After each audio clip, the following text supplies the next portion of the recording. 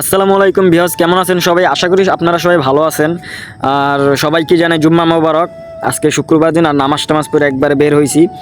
আর আমার পিছে দেখতে পারতেছেন রাফি। আর আজকের যাচ্ছি রাফিদের বাসায়, কারণ রাফিরা আর কি নতুন বাড়ি করছে, তো ওদের বাসায় আজকে মিলাদ। আর যাই খাইতে বইছি, আপনারা সবাই বলবেন যে গিয়ে একবারে সরাসরি খাইতেই বয়ে পড়লাম, কিন্তু আসলে বিষয়টা এমন না। তো যাওয়ার পর আজকে মানে ওই জায়গায় যে আমি খাদিমদারি করছি, তো মানে এই জায়গায় দুই রুমে আর কি মানুষ বসাইছে। তো এক রুমে হুজুরদেরকে বসাইছে, আরেক রুমে মানে এলাকার মানুষজন যারা আছে তো তাদেরকে বসাইছিল।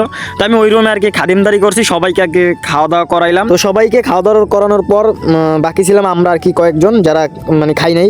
তো আমরা কিছু ভাই বেড়াদার এলাকার আর তাদেরকে নিয়ে একসাথে বসে পড়ছি খাইতে, কারণ আমরা একসাথে এই যে দেখতে পারতেছেন 4-5 জন ছিলাম। তো আমরা সবাই একসাথে খাওয়া দাওয়া করতেছিলাম, এনজয় করতেছিলাম যে অনেক দিন পর। আর এই যে রাখ দেখতে পারতেছেন রাফি বলতেছিল আরও বেশি করে লইতে।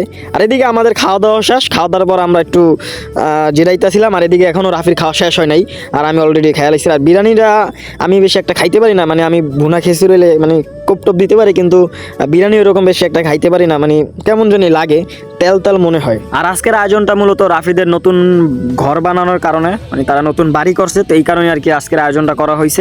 আর এই যে দেখতে পারতেছেন এটা হলো আর কি রাফিদের বাড়ি, আর এটা আর কি রাফির রুম। আমি যে রুমে আছি এটা হলো রাফির রুম। আর এই বাসাটার একটা জিনিস ভালো লাগছে, তারা আর কি টয়লেট, গোসলখানা আর রান্নাঘর সব একসাথেই দিছে।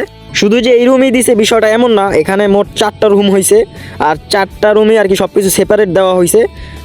তো সবাই ভালো থাকবেন, সুস্থ থাকবেন। আর আজকের এই ভিডিওটা এই পর্যন্তই। আল্লাহ হাফেজ।